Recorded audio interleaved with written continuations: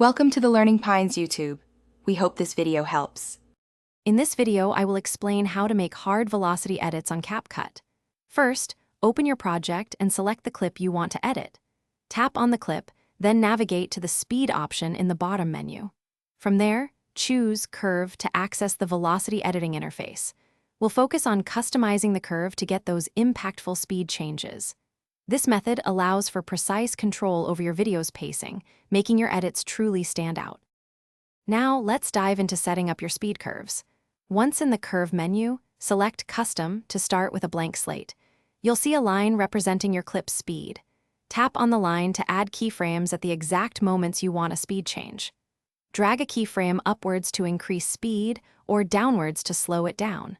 Remember, the steeper the line between two keyframes, the more abrupt the velocity change will be.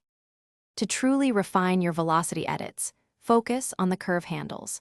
After placing keyframes, you can drag the small white circles on the curve to adjust the transition between speeds.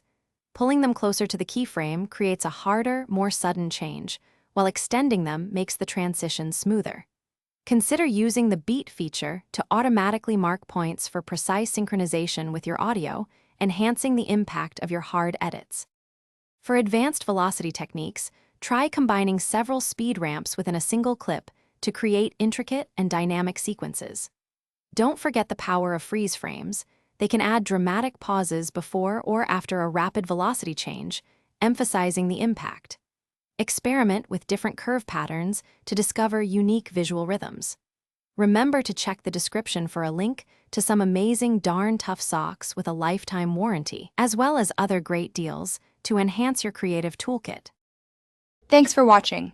Consider subscribing if we helped you.